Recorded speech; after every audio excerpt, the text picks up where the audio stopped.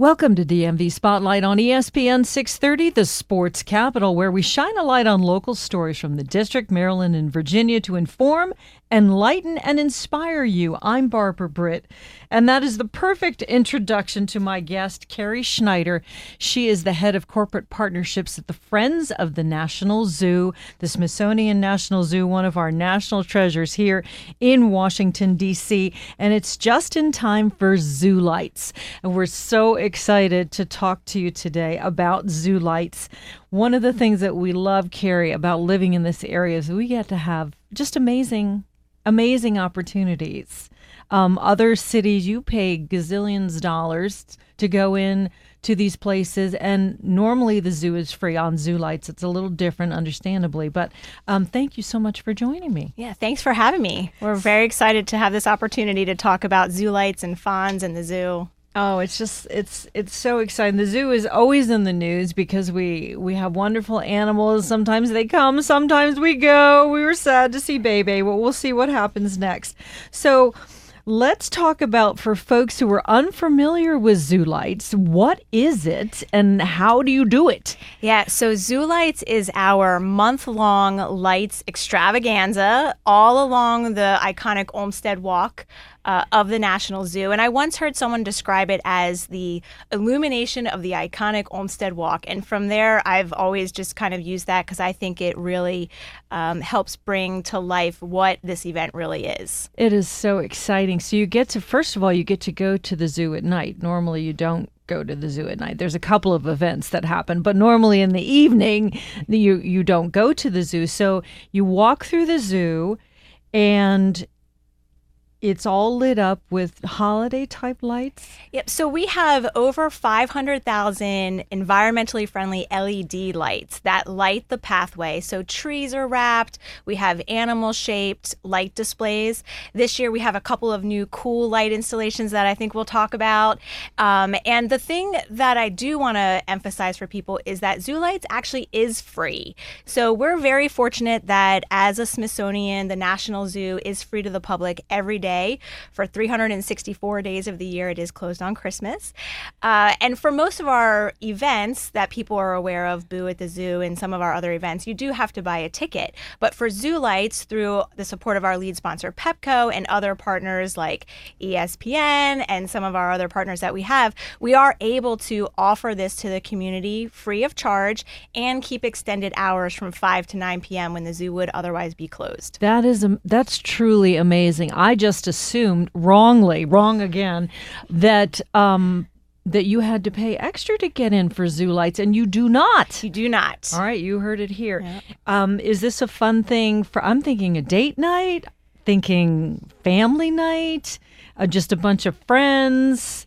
What do you see? Who comes? Yeah, I would say all of the above. This is definitely something that is perfect for families. If they bundle the kids up, it is an outdoor event. It is the National Zoo, which if you've never been there, it's a pretty long walk and it's a hill. So we always encourage people to wear those comfy shoes, get the kids in the strollers, but it's perfect for families. We've got some very fun rides. There are some additional costs with the rides and concessions and things like that, but it's still a fairly affordable night out for families to enjoy the lights, the rides, the magic of the holiday season. And I would say then on the flip side with adults, perfect date night. Romantic. Can be romantic. We've had some engagements, some proposals happen during Zoo Lights. See that? You hear that? You've been waiting. Here's your chance. Yep. Go. So please go. Let us know so we can also photograph it. But I've unfortunately never seen one, but I know some people who have, and it's really exciting and just a magical time at the National Zoo. That is just amazing. So let's talk about some. Obviously, every year you add on. You make it more spectacular. So let's talk about some of the new attractions that have been added this year.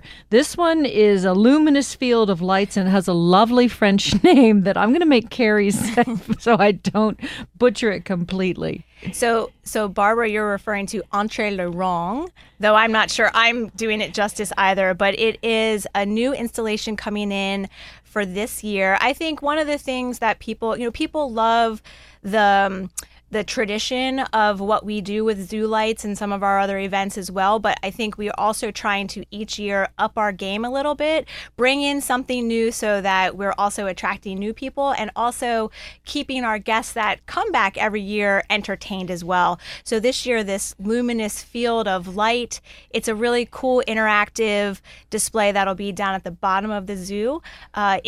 The light changes based on sound and moisture and people walking by. I think it's going to be one of those real Instagrammable moments this year. That is incredible. It was described on the website as like a field of wheat moving. And I can't even picture it in my brain. So you're just going to have to go and see it for yourself, especially at night, all lit up. How beautiful is that? And then you also have some animal lanterns. Obviously not real animal. Everybody calm down. They're lights, but how does that work? Yeah, so this is also new this year. We're really excited. They are your traditional large-scale Chinese lanterns. So I think people can picture those when you say that, but they are animal-shaped. We've got a lot of those very classic animals people are going to want to see. A panda, some tigers, zebras, flamingos. I got a little sneak peek of them this morning, and they look cool without the lights on. So I can only imagine what they're going to look like lit up at night. That is so fun. And just as a side note, the animals themselves, the outdoor animals, are they still out? Yeah, so the animal houses and in general, the animals are closed during Zoo Lights. The animals need their rest as well. And so, if there might be some that are out along Olmsted, but we generally make sure people are aware that it is likely you won't see any animals during Zoo Lights, but that's why we bring them to life in a different way and give you opportunities to see them illuminated in these light displays instead. Do the animals respond to the lights in any way? Have you ever seen that? Or I'm sure your zoologists and your experts make sure that they are not distracted or... Yeah, so definitely the animal piece is not my... bailiwick, okay. Yeah, not my lane very well, but I do know that obviously we have tons of different species of animals at the zoo, and they all react to light differently. Some are nocturnal animals, some are, awake during the night and so during the day, and so they all respond differently, and that's why we have really qualified scientists and zookeepers on staff that are helping direct us who maybe love to look at the animals but don't know much about it, and on the other side guiding us about what's best for them. That is fantastic. That makes me very happy. And just so that you're clear, when you're bringing your little ones, you're not going to be going into the small mammal house. You're not going to be going into the reptile house. That's okay. I'll pass on that one. You're not going in there with the family at night at Zoo Lights during the day. That's right. Yep. So it's open. That's right. So if you want to check out any of the animals in any of our animal houses, definitely come during the day. Maybe pop out and have a little early dinner and come back for Zoo Lights. But yep, we have to let them get their rest as well. Absolutely. That makes so much sense. There's another new virtual experience called Pandemonium. This is a good time for that for those of us who are missing Bebe. Yeah. So it is a VR experience where people are going to be able to go into our visitor center theater and put on goggles, the virtual reality goggles, and have this immersed experience with actually 4 of our National Zoo pandas, Bebe being one of them, beloved Bebe, but also his sister Bao Bao and their parents Mei Zhang and Tian Tian. So it's going to be a really cool way for people to feel like they're really with the pandas. That is awesome. And is that something that you recommend for children as well, or just adults? So it is okay for kids, I think over 5 years old, but I would say that it is virtual reality, which means it has motion to it. So it has to be kind of on a case-by-case basis. If your child maybe gets motion sickness, it might not be the best thing for them.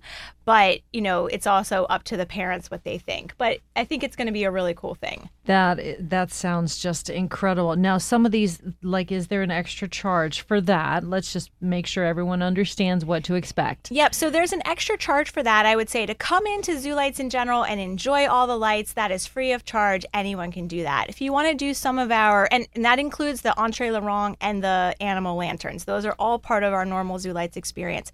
If you want to do something like Pandemonium or ride on the carousel, ride on the National Zoo Choo Choo, those types of experiences do have an additional charge. And that's completely understandable because so much of it is free. I'm speaking today with Carrie Schneider. She's the head of corporate partnerships for the Friends of the National Zoo, and we're sort of walking our way through zoo lights at the Smithsonian National Zoo right there on Connecticut Avenue. You can take the Metro right down there on the Red Line. Everything is going to be open for most, I would think. We hope. We hope. We check every time.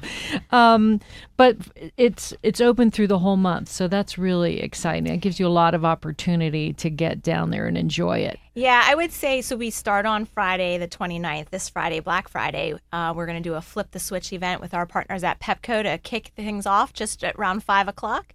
And then we're open every night through January 1st with the exception of the 24th, 25th, and 31st, where we figure people are otherwise occupied with other events.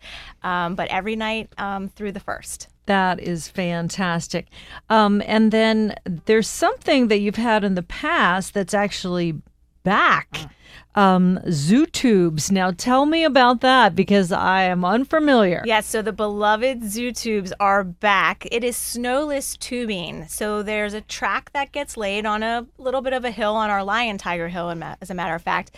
People sit in an inner tube and go down that. Without the lions and tigers. Yes. They're not there. I'm just thinking. And that is that's something that we're able to provide to guests as an experience, courtesy of our sponsor Geico, and it is good for most ages. I would say the littles, but probably should stay away. But I've seen little kids as young as like 4 or 5 on those things, zip right down there, all the way up to adults. That is so. Now, are they sitting on a burlap bag or? They're sitting on an inner tube.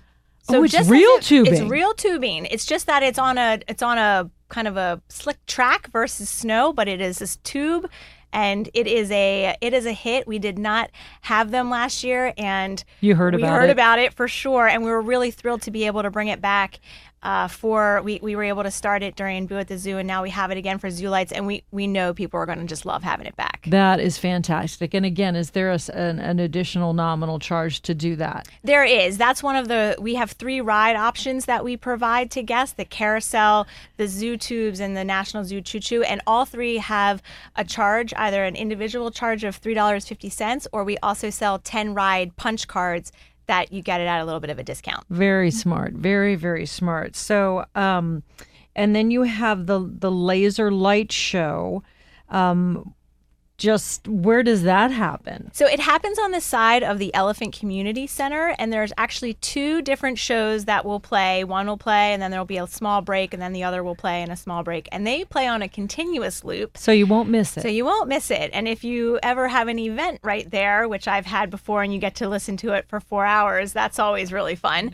But people love that as well. It's pretty cool to see on the side of the building, set to music, really kind of catchy music, and definitely runs through the whole night. So if you miss it on the way down, you'll catch it on the way back up. Oh, that's fantastic. And then you have a holiday market. Mm-hmm. Grump. What is Grump? So Grump is a market where people have made their own wares and are selling them. And we set it up in the style of a German Christmas market. Is kind of the feel of it a little bit. What is Grump? I'm picturing something. I'm not getting the connection in my mind. I honestly don't know where Grump came from. I know that's an organization, and they call themselves Grump. Okay. And so we bring them in. The first year we had them was a couple years ago. We started with maybe 5 or 6 vendors to test it out, and it was a hit. So last year we expanded that, and now it lines up along Olmsted Walk, tents. So each vendor has their own tent. Again, in that kind of style of that German market that people know. And we have them in other places around here in D.C. And it starts about the Cheetah Conservation Center, which is close to the top of the zoo off of Connecticut Avenue, and runs down to the bus lot. So there's about 20 vendors that'll be there for the 3 nights, the 6th, 7th, and 8th. Oh, that's so fun. So you can do a little shopping. Yeah, you can do tons of shopping. And not only will Grump be there for your shopping, but all of the retail locations at the zoo are open as well.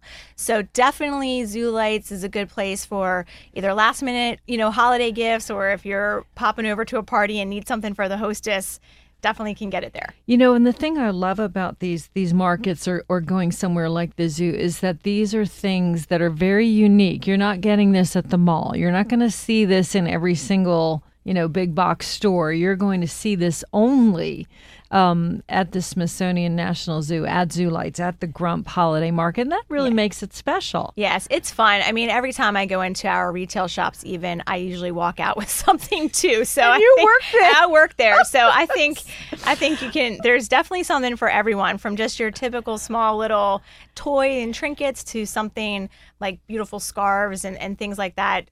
So there's a range of opportunity to buy for anyone on your list. And that's so fun. I know, because over the years people do collect different things. I like to get ornaments from different places that I've been, and I'm sure that would be a really fun memory to have year after year to hang up with your children, or different ways to commemorate your visits. Yes, and one of the stalls that people should check out if they're going to be there again this year is our zoo team actually sets up ornaments that have been painted by the animals, which is pretty special. What? Mm-hmm. So the animals will, as a enrichment opportunity for the animals, the teams all do some enrichment with all of the animals, and one of them sometimes is to actually do some painting, and they sell those ornaments to benefit the zookeepers and things like that. And so they're really special. If you really want something that really connects you to the zoo and the animals and hang on your tree, that's a really great one. I'm unable to picture how an animal is going to paint an ornament. It's just the ones that have some kind of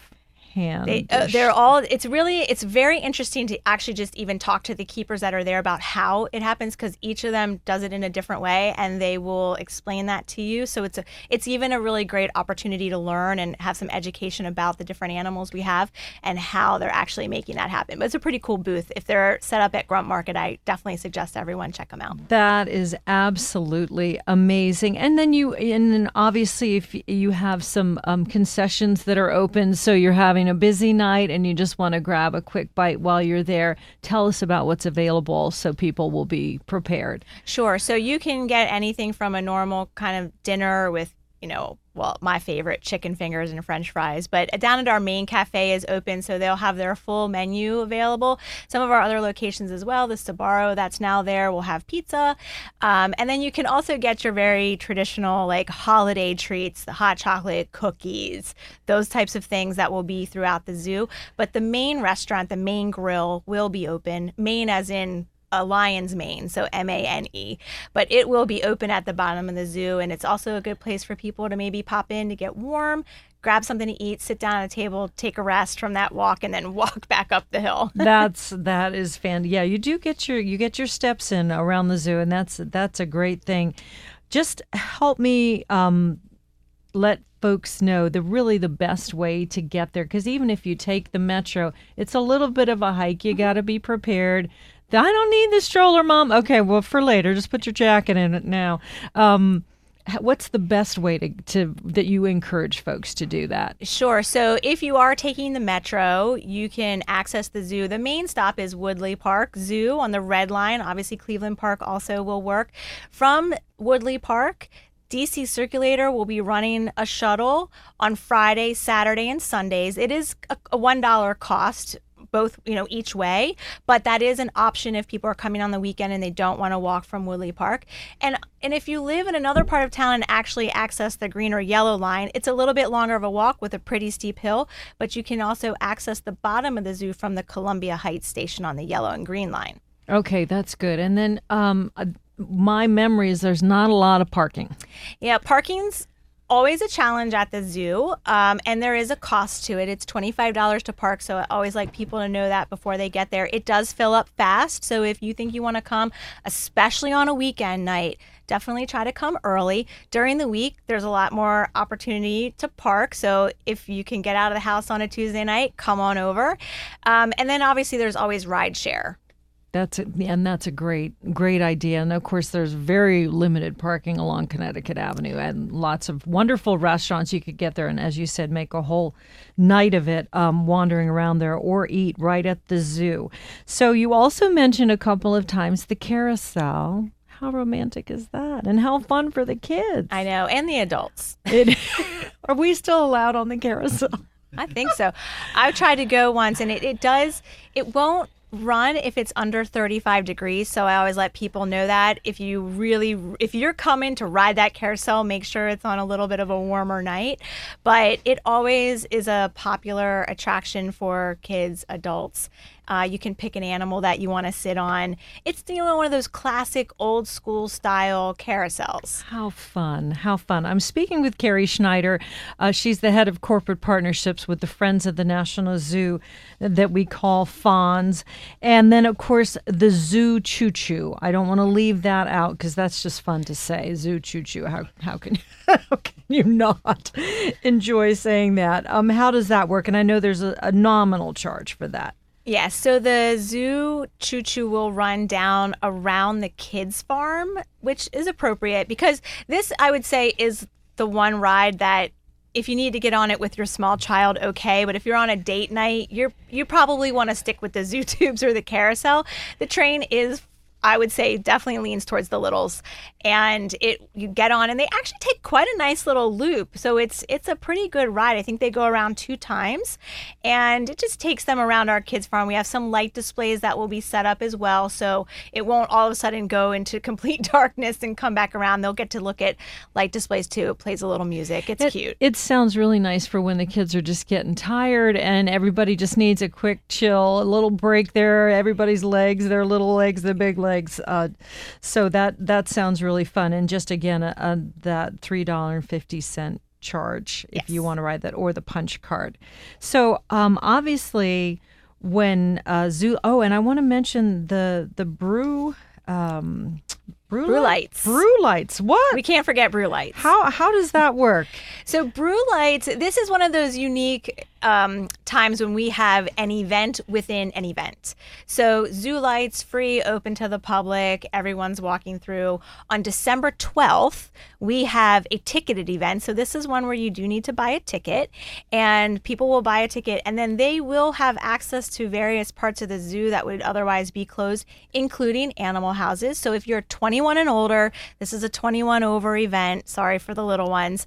But if you're over 21, you can buy a ticket for Brew Lights. You will have an opportunity to pop into Small Mammal House and have a craft beer, go down to the Elephant Community Center, same thing. So we set up, I think, 8 locations throughout the zoo where we have over 40 local craft beer vendors who are donating their beer for people to sample. And it's just a really fun night out. So people kind of get a 2-for-1 opportunity to experience Zoo Lights, but also have their beer, have their fun night out, and see some of the animals at the same time. That is amazing. That does really sound, and that is a Friday night. That's on a Thursday night, December 12th. Thursday night, December 12th. And so the tickets, you get those online? Yes, you can get them on the website. Okay, that's fantastic. And let me go ahead and it's www.fons.org/zoolights, and you can also find Brew Lights there as well. Yes, if you go to that website, you can actually click through to any of the Fons events and access the whole zoo website, but you can find the Brew Lights page where you can also purchase tickets. Oh, that's fantastic. So let's talk about Friends of the National Zoo. Anybody who's lived in Washington any amount of time is familiar with FONS, but it stands for Friends of the National Zoo. And how does it work? What got it started? So FONS has been in the DC area for over 60 years. It's been supporting the zoo for a long time. We are the nonprofit partner of the zoo, and our mission is aligned with the zoo's mission, which is to save species. So what the work we're doing every day is directly supporting that mission. And we are a membership-based organization, so you can also become a FONS member, get discounted tickets to things like Brew Lights, or even we have a FONS member week during Zoo Lights, where there's some special opportunities to get free punch cards, free parking. So definitely check out FONS membership if you want some of those special perks. But we are a member-based organization that's been supporting the zoo for over 60 years. That is amazing. And again, if you've been to another city and you go to try to walk in their zoo, you better open up your wallet. It's not cheap. But here in Washington, even with Zoo Lights, it's free. I mean, there's no free, but somebody's paying for it, but it's not you. But FONS helps raise that money. But it's important to understand the heart of FONS, and that is the conservation behind it to try to keep the animal species alive, but also to try to educate people as well. That's right. So the National Zoo and our Smithsonian Conservation Biology Institute, they have world-class scientists who are every day looking to see how do we save species. And where FONS comes into that is we are supporting them by raising funds to help that mission, right? So we not only do the membership as part of our support of the zoo, but we do all the fundraising events, which we're talking about today. And these events are really one of the backbones of what FONS is in raising money to support the zoo. And that's great. And just since we're here and we're talking about it, Halloween is gone, but what's the one that's the Boo at the Zoo. Boo at the Zoo. And that's a ton of fun as well, so right? We actually have 2 Halloween events. Boo at the Zoo, which is for families. It's 3 nights of trick-or-treating at the zoo. All, again, Olmsted Walk goes from trick-or-treating to a holiday lights extravaganza in the matter of a couple weeks. And then we have one for the adults as well called Night of the Living Zoo.